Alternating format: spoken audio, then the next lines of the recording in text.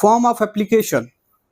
If the application is not made by the collector, it shall be by petition signed and verified in manner prescribed by the Code of Civil Procedure for the signing and verification of plaint, and stating so far as can be ascertained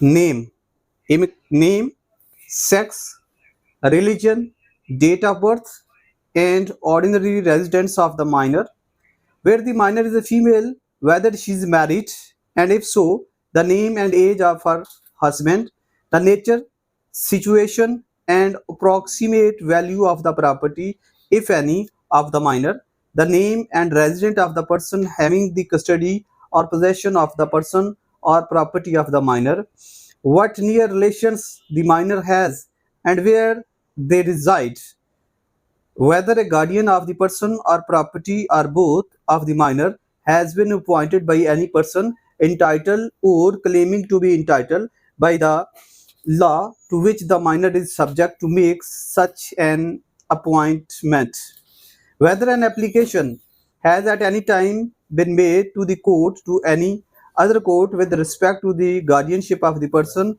or property or both of the minor, and if so, when, to what court, with what result, whether the application is for the appointment or declaration of a guardian of the person of the minor or of his property of both, whether the application is to appoint a guardian, the qualification of the proposed guardian, whether the application is to be declared a person to be a guardian, the grounds on which that person claimed, the cause which have led to the making of the application, and such other particulars, if any, as may be prescribed or as the nature of the application render it necessary to state.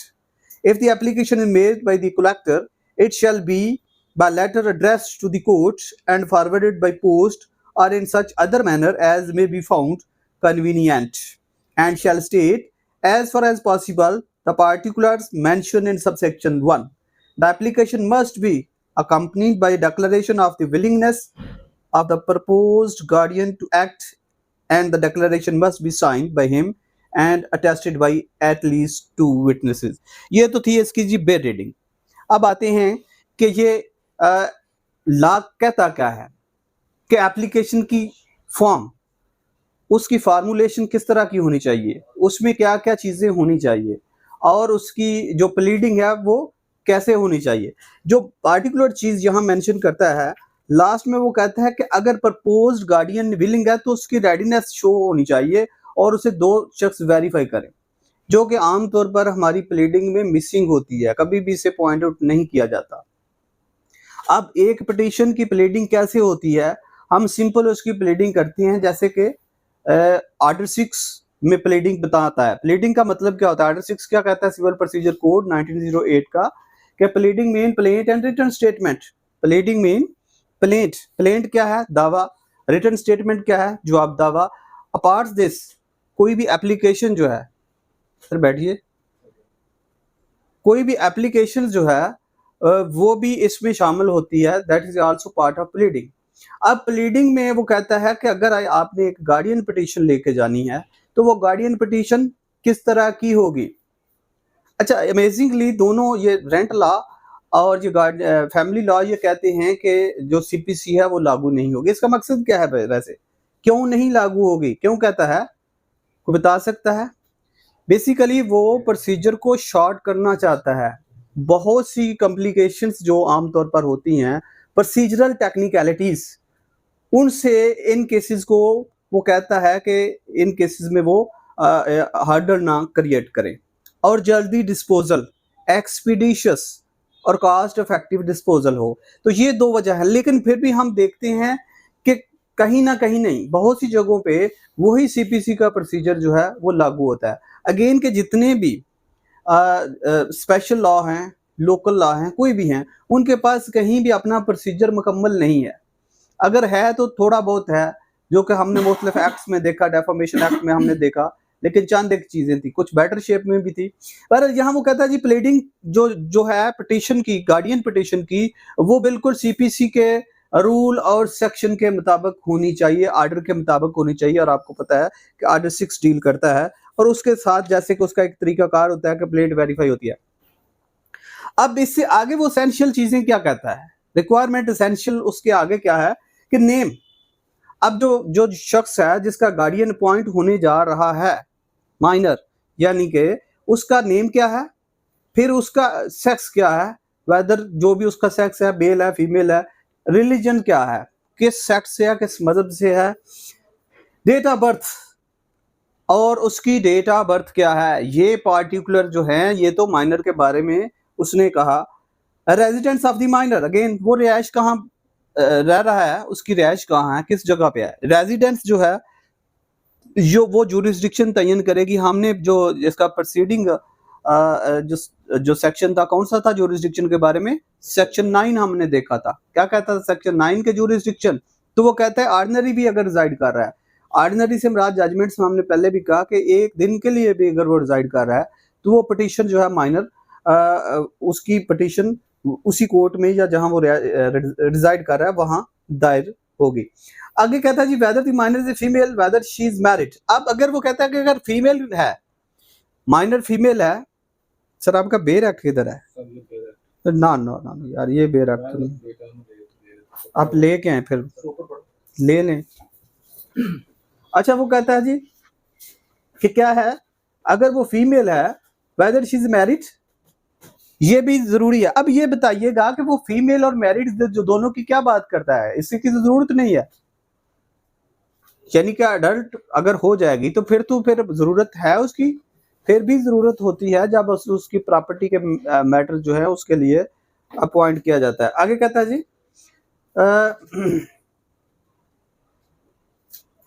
यहां तक कि उसके husband का नाम भी, ये याद रखिए। बट ऐसे इसके कोई जो उसने सेक्शन 10 में रिक्विजिट्स चीजें की हैं, रिक्वायरमेंट्स हैं कि ये जो पार्टिकुलर्स हैं सेक्शन 10 में उसने दिए हुए हैं, इन सारे पार्टिकुलर को क्या उसने इसके पिनल कंसिक्वेंसेस दिए हुए हैं कहीं? अगर उसने पिनल कंसिक्वेंसेस नहीं दिए हुए तो फिर इसकी प्लीडिंग को हम क्या कहेंगे? इस सूरत में ऐसी अगर प्लीडिंग होती है तो प्लीडिंग को क्या कहेंगे? वेग है। और वेग प्लीडिंग भी रिजेक्शन के जुमरे में आती है। आपको पता है कि वेग प्लीडिंग जो है वो रिजेक्शन के जुमरे में आती हैं। इस पे भी जजमेंट। अच्छा, बहरहाल ये अगर काफी हद तक वो क्लियर नहीं है तो वो उस पर डिसीजन नहीं दिया जा सकता। सी में कहते हैं nature, situation and approximate value of the property. Again circumstance क्या है भाई? अगर सपोज कि उसका नेचुरल गार्डियन की डेथ हो गई है, अवेलेबल नहीं है, सेपरेशन हो गई है, तो ये सारे सर्कमस्टेंस जो हैं वो भी बताने पड़ेंगे। और वैल्यूएशन ऑफ प्रॉपर्टी, वैल्यूएशन तो हर सूट में वैल्यूएशन होती है, वैल्यूएशन किसकी कितनी है वो भी होनी चाहिए। If any of the minor, the name and resident of the person having the custody और पोजेशन ऑफ द पर्सन्स और property of the minor. Again इससे पहले जब एप्लीकेशन मूव की जाती है तो ला ये भी कहता है कि prior to that moving of application ये भी कंफर्म करना चाहिए कि ऑलरेडी माइनर किसके पास रिजाइड कर रहा है, वेदर कि वो किसी नियर रिलेशनशिप में है, वेदर वो वालदा के पास है या किसी अजनबी के पास है, और उसकी प्रॉपर्टी ऑलरेडी किस सूरत में है, किसके पास है।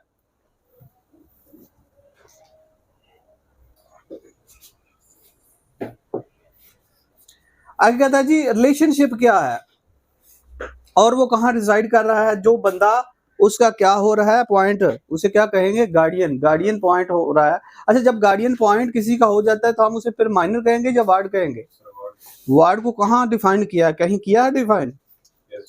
कौन सी सेक्शन में ऑलरेडी हमने पढ़ा है? कहीं याद हो आप लोगों को? कहीं 4.3 में, सेक्शन 4 सब क्लास 3 में वार्ड की डेफिनेशन वो कहता है कि जिसका गार्डियन होता है वो वार्ड है, सिंपल इज दैट। और माइनर को भी वहां डिफाइन करता है, उसी में ही उससे पहले माइनर को डिफाइन करता है। माइनर की क्या डेफिनेशन उसने बताई है? The person not obtain the age of majority and और under the age of majority. तो कौन सा सेक्शन है इसका? मेजॉरिटी एक्ट 1875 सेक्शन 3 इसका है। अच्छा जी, आगे वो कहता है कि ये सारी चीजें जो हैं, whether the guardian of the person और प्रॉपर्टी और बोथ, ये एप्लीकेशन में भी जरूरी है कि वो उसकी प्रॉपर्टी का होना जरूरी है उसकी जात का होना जरूरी है, पर्सन हमने कहा था जात का या बोथ का।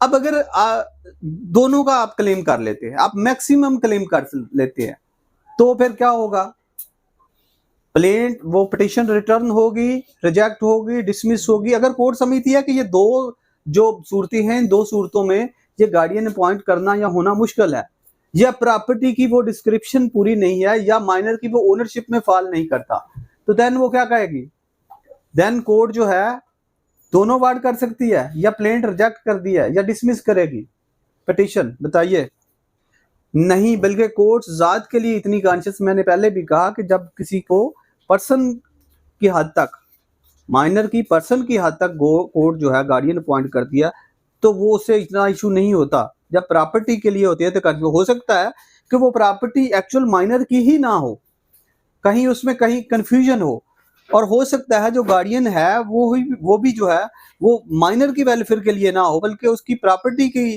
वो से ग्रीड हो। तो ये भी ऐसी सर्कमस्टेंस में, अब ये भी बताना उस पिटीशन में जरूरी है, appointed by person entitled or claiming to be entitled by the law to which the minor is subject। अब सब्जेक्ट का क्या मतलब होगा यहाँ, माइनर इज सब्जेक्ट, सब्जेक्ट का मतलब जिस लॉ, सब्जेक्ट का क्या मतलब है, किताब है कोई, यहाँ क्या है, रिहायशी है, नहीं सर, सब्जेक्ट का क्या मतलब है, सब्जेक्ट के बहुत से मीनिंग है, जिस लॉ के अंडर वो माइनर आ रहा है, वेदर कोई लोकल है, वेदर कोई वो प्रोविंशियल है, वो फेडरेशन का है, कहीं का भी लॉ है।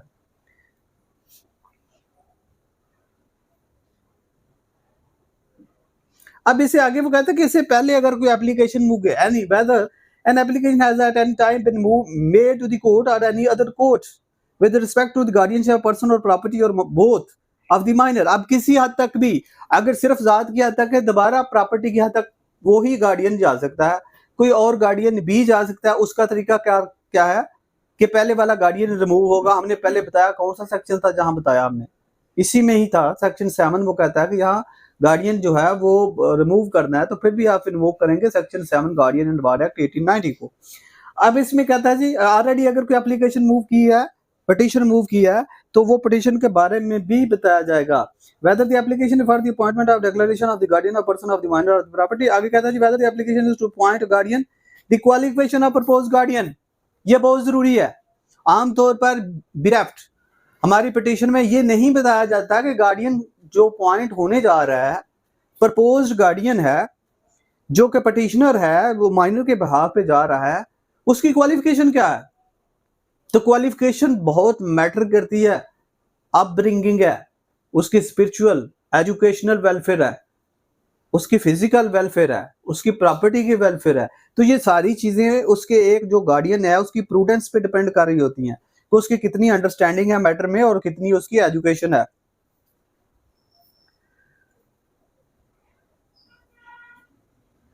अब वो कहते हैं इससे पहले अगर कोई गार्डियन डिक्लेयर हुआ है, नहीं हुआ है, इसके अलावा भी अगर अपार्ट्स हमने जो ऊपर वाले सारे उसने दिए हैं, वो कहता है such other particulars if any, कि इसके अलावा भी अगर कोई पार्टिकुलर्स हैं, कोई बरोने मुल्क है, किसी का कोई बड़ा ह्यूज बिजनेस है, अपने बिजनेस को यानी वेलफेयर शो करनी है ना, कि माइनर की वेलफेयर यहाँ लाई करती है, तो ये एक पिटीशन में जरूरी होनी चाहिए कि उसकी वेलफेयर कहाँ लाई करती है और उस बंदे के सोर्स क्या हैं। अदर पार्टिकुलर, यहाँ वो इसके अलावा भी बात कर रहा है, मे बी प्रेस्क्राइब और as the nature of the application render it necessary to state. अच्छा, ये लफ्ज है प्रेस्क्राइब, बहुत कॉमन आता है। एक लफ्ज प्रोस्क्राइब्ड है, कॉमनली हमने बहुत दफा पढ़ा जी, जेन में आ रहा है। प्रोस्क्राइब्ड कल अदम जिसे कहते हैं, तंजीमों के बारे में कल अदम, ठीक है, जो प्रोहिबिटेड है, प्रोहिबिटेड बाय लॉ। बैंड जिसे कहते हैं, बैंड ऑर्गेनाइजेशन, तो उसके लिए प्रोस्क्राइब्ड भी लफ्ज है। ओ का इससे फर्क है, कहीं सन में आगे ये आपसे पूछेगा।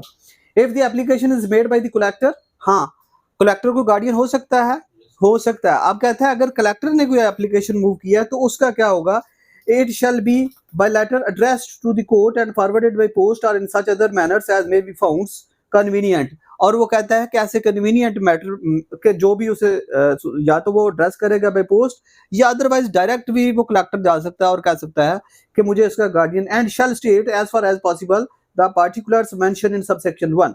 The application must be accompanied by declaration, ये बहुत अहम है जी। ये ऑलमोस्ट मिसिंग है, मैंने अपनी प्रैक्टिस में बहुत कम देखा है कि जो प्रपोज गार्डियन है उसका ये डिक्लेरेशन इस एक एप्लीकेशन के पार्ट में होता है, कभी नहीं देखा।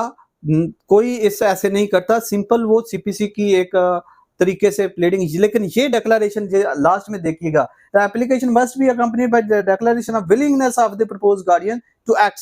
अब वो जो गार्डियन बनने जा रहा है वो कहता है हाँ मैं ईगर हूं, मैं विलिंग हूं, इंटेंडेड हूं, मैं चाहता हूं इसका गार्डियन पॉइंट होना, और कहता है and the declaration must be signed by him and attested by at least 2 witnesses.